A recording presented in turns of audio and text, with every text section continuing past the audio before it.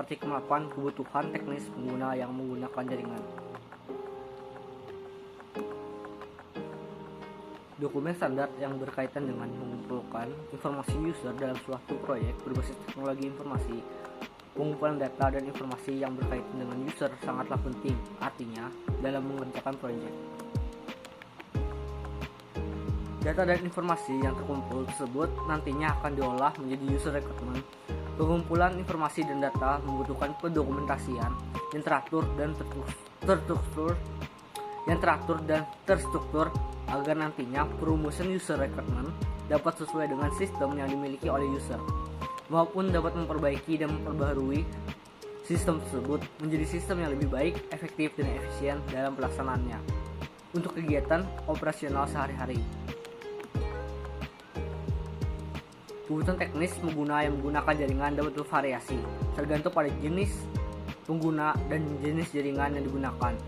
Berikut adalah beberapa contoh kebutuhan teknis yang mungkin dimiliki oleh pengguna jaringan. Pertama, kebutuhan akan koneksi jaringan yang cepat dan stabil. Kedua, kebutuhan akan perangkat keras dan perangkat lunak yang memadai untuk mengakses jaringan seperti komputer, ponsel, atau tablet. Ketiga, kebutuhan akan kapasitas penyimpanan data yang memadai untuk mengelola file atau data. Keempat, kebutuhan akan perangkat keamanan jaringan seperti firewall atau antivirus untuk melindungi data pengguna dan jaringan dari ancaman keamanan. Kelima, kebutuhan akan dukungan teknis yang dapat diandalkan dan responsif, seperti dukungan pelanggan atau tim TI internal. 6. Kebutuhan akan aplikasi atau program tertentu untuk menyelesaikan tugas kerja sehari-hari. Yang ketujuh, kebutuhan untuk mengakses jaringan secara remote untuk bekerja dari jarak jauh. 8. Kebutuhan untuk memastikan keamanan akses dan privasi data dengan memerlukan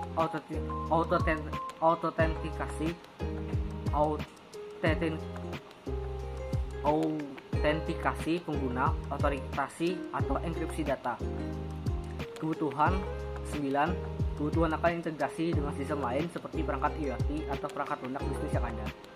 10.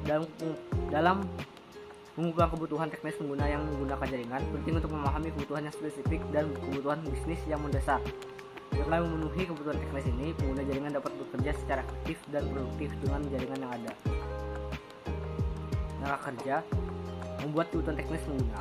Untuk mendapatkan kebutuhan sistem, diperlukan metode survei dengan mencari informasi kepada masing-masing pengguna. Persiapkan jadwal untuk melakukan pengumpulan data dan informasi. Buat sebuah checklist pengumpulan user seperti gambar di samping.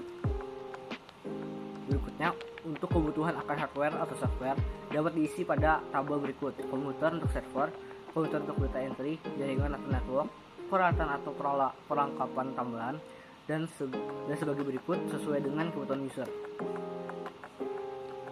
Setiap keperluan user yang telah dicatat berdasarkan modul dan submodul yang ada dalam proyek, diberikan juga spesifikasi hardware yang nantinya akan digunakan dalam menjalankan modul dan submodul tersebut. Sebaiknya spesifikasi komputer lain dan server dibagi lagi ke dalam subbagian yang lebih detail sesuai dengan kebutuhan masing-masing user. Survei kebutuhan teknis pengguna. Dari penjelasan metode survei di atas, maka dapat disimpulkan dengan panduan langkah demi langkah untuk membuat survei kebutuhan teknis pengguna. Langkah pertama, tentukan tujuan survei. Tentukan tujuan survei Anda, yakni apa yang ingin Anda ketahui dari pengguna mengenai kebutuhan teknis mereka. Langkah kedua, identifikasi kelompok sasaran. Identifikasi kelompok pengguna yang akan disurvei. Ini dapat mencakup berbagai departemen atau kelompok dalam organisasi Anda. Langkah ketiga, buat kuesioner survei. Buat kuesioner yang berisi pertanyaan yang relevan dengan kebutuhan teknis. Langkah keempat, tentukan metode distribusi. Tentukan metode distribusi survei. Anda bisa mengirimkan melalui email, mengunggahnya ke platform survei online, atau mendistribusikannya secara langsung kepada pengguna. Langkah kelima, survei pengguna. Bagikan survei ke pengguna sesuai metode yang telah Anda tentukan. Setelah pengguna mengisi survei, kumpulkan dan analisis data yang Anda terima. Langkah ketujuh, analisis hasil. Analisis hasil survei untuk mengidentifikasi kebutuhan teknis yang digunakan oleh pengguna, identifikasi tren atau pola yang mungkin muncul. Langkah ke-8, buat laporan. Buat laporannya merangkum hasil survei dan kebutuhan teknis yang diidentifikasi, rincian temuan Anda, dan rekomendasi untuk tindakan selanjutnya. Angka 9. Diskusi dengan tim teknis. Diskusikan hasil survei dengan tim teknis atau departemen yang bertanggung jawab dalam mengimplementasikannya atau mengelola sistem teknis. Angka 10. Tindakan selanjutnya. Berdasarkan temuan survei, rencanakan tindakan selanjutnya untuk memenuhi kebutuhan teknis yang diidentifikasi oleh pengguna.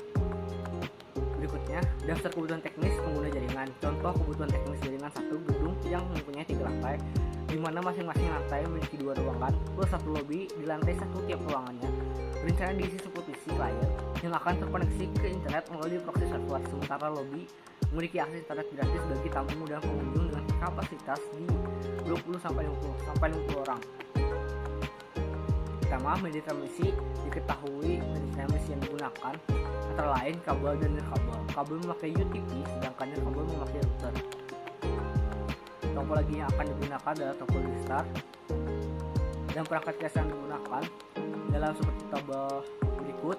Pertama, komputer server proxy 1 buah, PC klien berjumlah 72, kabel UTP 4 box, router berjumlah 5 buah, router wireless berjumlah 1 buah, switch berjumlah 8 buah, konektor EDG45 berjumlah 2 pack, tank crimping berjumlah 4 buah, gunting 4 buah, dan printer sebanyak 6 buah.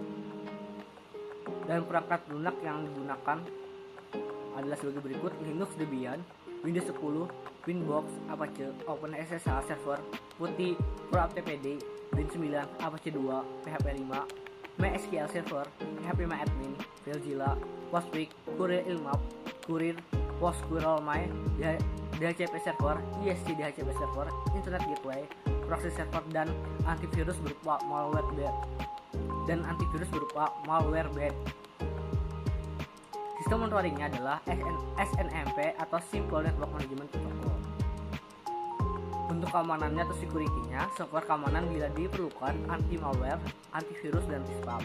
Untuk update-nya selalu ada perubahan lebih baik. Lalu ada separation of privilege, pembagian hak akses. Untuk data kebutuhan yang digunakan adalah internet cepat dan media transmisi menggunakan kabel dan nirkabel.